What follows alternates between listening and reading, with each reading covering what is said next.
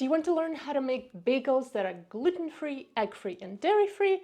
If you are, you came to the right place. Hi, I'm Masha and welcome to Just Go to Eats. Today I am taking you through how to make the most delicious bagels. What we will need for today is a blend of flours, which would be millet flour, oatmeal flour, tapioca flour, and a few binders and risers that will help us with the texture and the moisture of this bagel, which is psyllium husk powder, yeast, and sugar. And that's it. Pretty easy, right? So let's get started.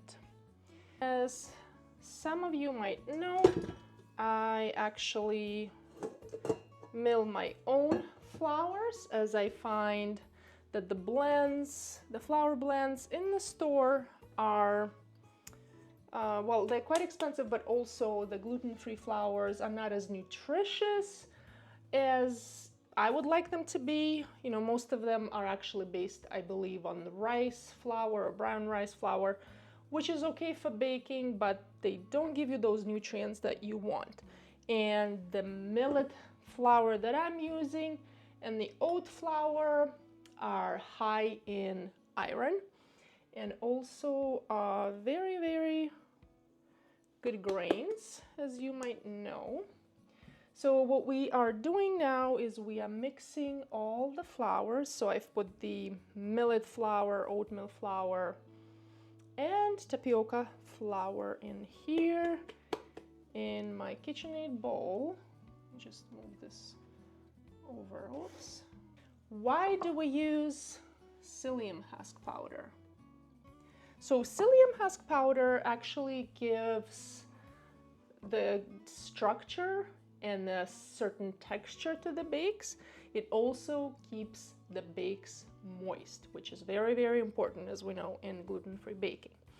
Now, what we're going to do with it is we are going to add, so I have about, I forgot to mention, right, that how many grams of flour I'm using. So I am using for this recipe 140 grams of tapioca flour, 40 grams of oat flour, and 120 grams of millet flour. Okay, so that's that. So what we're going to do is I have about 16 grams of psyllium husk powder in here. We are going to make a gel out of it.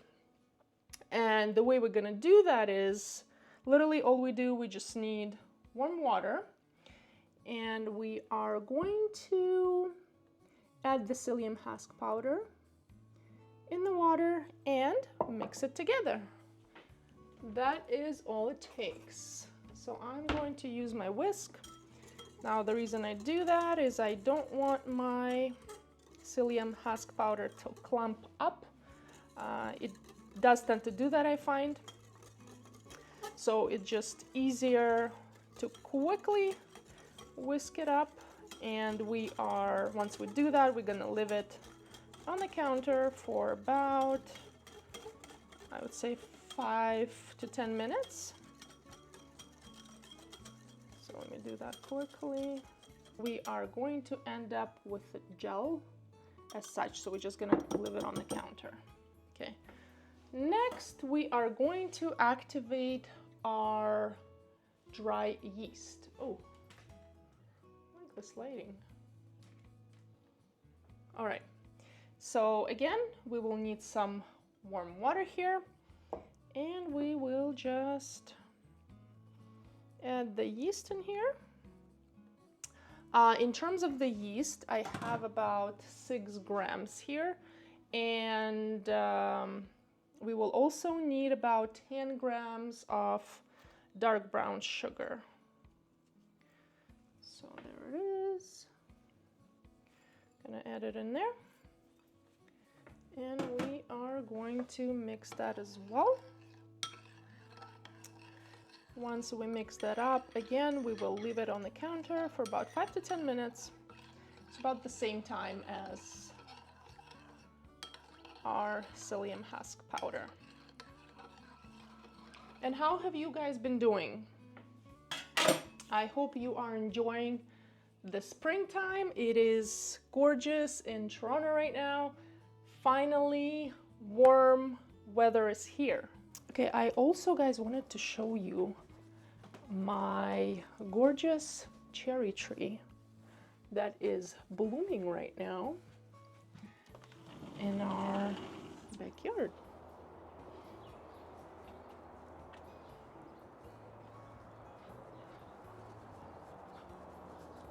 Look at that. Isn't that pretty?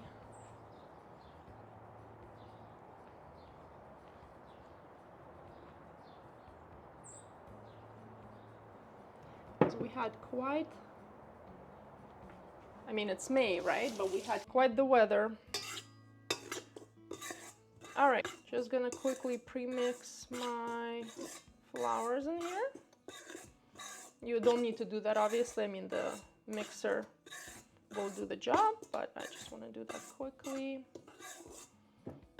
Okay, and we'll leave it there. We can actually add, I guess we can add salt. I have about 5 grams of salt in here.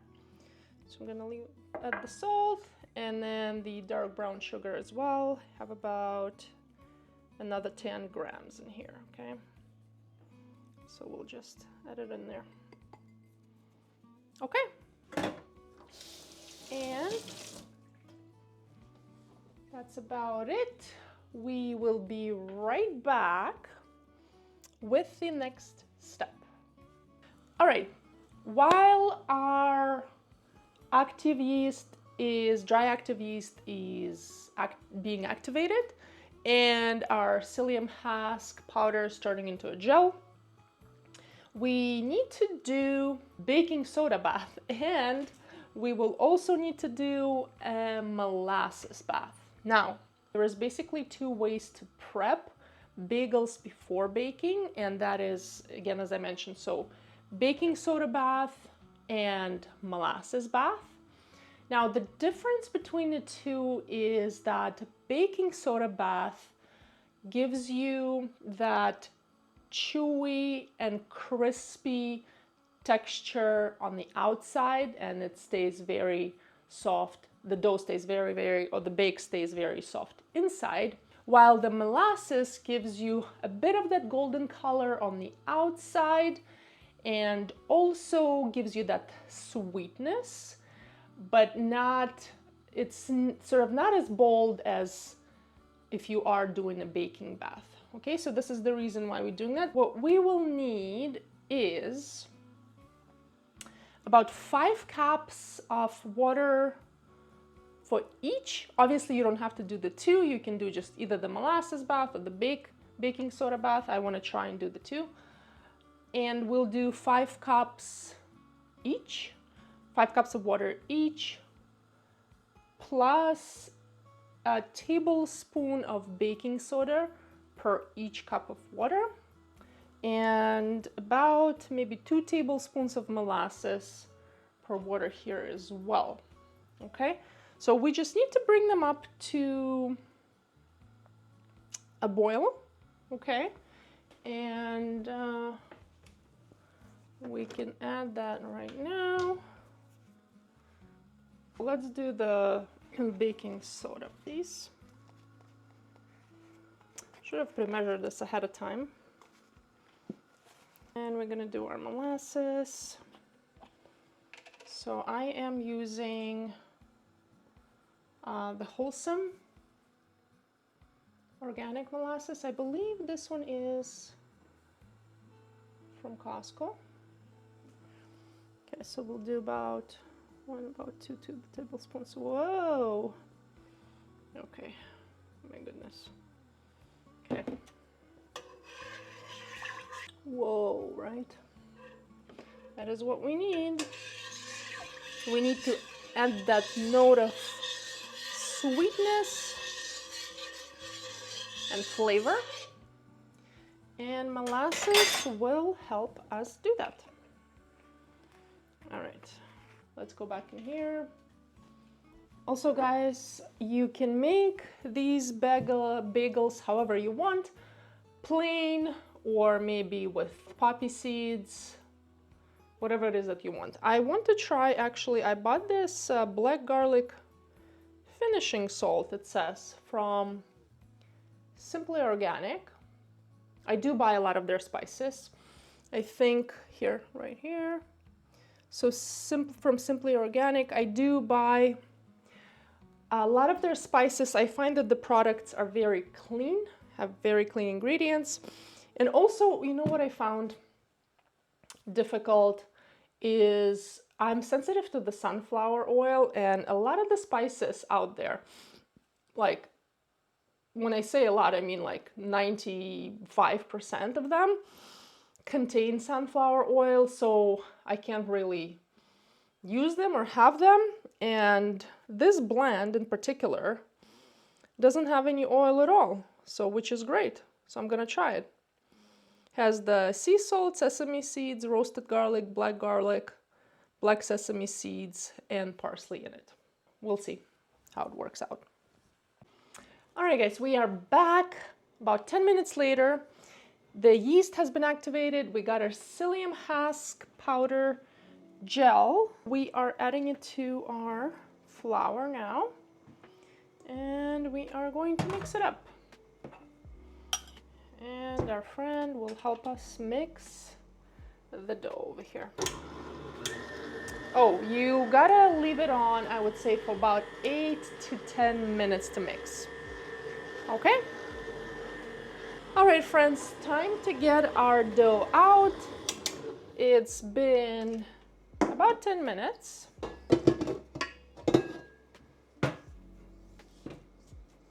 All right, so this is what we've got. Okay, pretty dense dough, which is nice, which is what we want. All right, so we're gonna get it out. Now I like to handle my dough on parchment paper because, you know, it's less messy. Of course, you can do it on a countertop or, you know, whichever surface that is convenient to you. But I find it to be less messy, and you can just fold it and clean it up, throw it in the garbage right after. Now, I wanted to actually mention this. So I am going to a National Food and Allergy Conference on Saturday, May 10th. I believe it will be at the York University Glendon campus. So if anybody is going that is in Toronto, let me know in the comments. Love to meet you. But I am looking forward to it very much because there will be some experts and just learning about what's been going on in the food allergy world. I think the actual session is called Unlocking the Food Allergy Future. So that should be interesting. Maybe I'll bring some tips to you guys from there. I will let you know. Okay, anyways, look at this beautiful dough. Just gorgeous. Gorgeous, gorgeous, gorgeous dough. Look at this. Okay, so what we're gonna do now is we are going to separate it. You guys still see me? Should do it like this. We are going to separate it into several balls, and then we'll see. So I think about, in terms of the size, I would say about 100 grams each, maybe. Okay, that should work nicely. Let me know also in the comments. I'm very curious to know if If you've been baking a lot with gluten-free flours, and how has that been going for you? Because I know when I started, that was quite the learning curve. And you know, I could never get my bakes right. They would either fall apart or be too dense, or, you know, all sorts of different things. Okay, I guess I'll leave this one a little bit bigger. So 1, 2, 3, 4, 5, 6. So we got about 6. So from this flour mix, we are getting about 6. I get about 6 bagels. And what I'm gonna do next is I am going to make a hole just right as such. So literally we're just gonna put our finger through and rotate this as such. Probably should have flattened it first. Let's see if I should, yeah, I should flatten it first. Actually, yeah, let me do that. We've got about 6 bagels here. And what we're going to do now is we're going to give them that bath that I was talking to you about, the molasses bath. I'll do half in molasses bath and half in the baking soda bath. All right, so let's go and do that. Just take this off. Let's see if I can put you right here. And while we wait, we do a dance move. We also need to turn our oven on at 450 degrees Fahrenheit. All right, so let's take it out. I'm using this because I don't really have anything else to take it out with. Probably should buy some tools, some proper tools. Look at these gorgeous bagels. So we've got, so these ones here were in the baking soda bath and these were in the molasses bath. So I'm pretty sure colors wise they will turn out also quite different. Yum, yum, yum, yum. Cannot wait to try them. We are going to need to oil them on top, just to brush them on top with extra virgin olive oil. Now, because this is an egg-free recipe, you know, obviously I'm using olive oil, but if it was, you can just do an egg wash on top. And by the way, the olive oil that I am using is called Costadora, I guess. This one right here, you can see it well right here. Also available at Costco.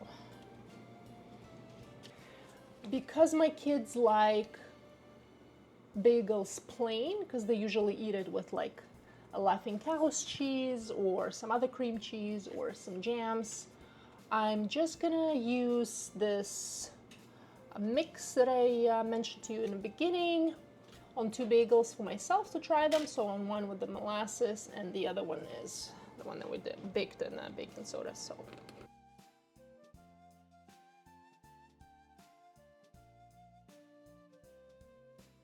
all right, guys, the moment of truth. Let's look at our bagels. Yum, yum. Gonna make sure they're cool off completely, maybe about 15-20 minutes or so, and we'll come back. One quick thing I wanted to mention. So I bought this kit. Can't remember the name of the company. I'm gonna put it up here on the side. I do have a picture of it somewhere, but I am starting to grow my own microgreens, and microgreens are great for digestion and your gut. So I just wanted to show you what I've got here growing. Look at this. So these are kale microgreens. Look at those little tiny buds. Anyways, just wanted to share with you guys in case you are interested. All right, the best part, let's try them. Oh my God, I can't wait to try it. All right, so we're gonna cut, what do I do? Just put them right here.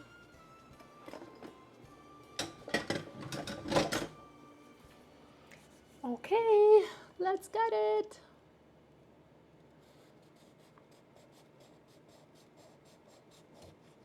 Oh yeah. Oh yeah. Look at that. Oh yes, yes, yes. All right, so I'm going to pair mine up. I made some guacamole super quickly. Oh my goodness.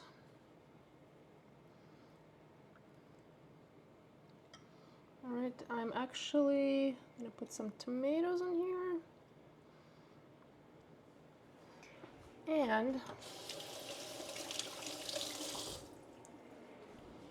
what I'm also going to do is I'm going to cut those greens I was showing you guys. Those microgreens I was showing you earlier. So this is the kale ones. Oh yeah. Yes, yes, yes, yes, yes. All right, let's do it.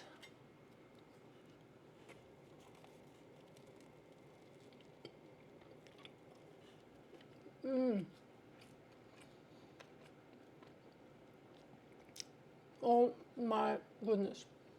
Oh my God.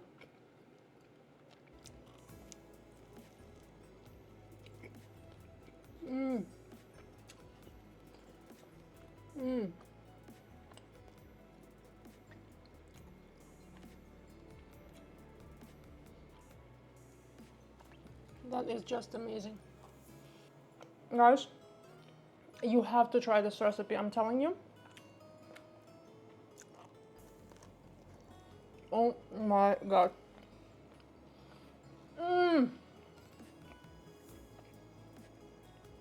Delicious. Delicious. All right. So that's it for today. I wanted to say Happy Mother's Day to all the mothers out there. You are superheroes. And I hope you enjoyed this recipe. I hope you enjoyed this tutorial. Let me know in the comments if you did and if you will be trying this recipe. Enjoy the rest of your week, and I'll see you in the next one. Bye.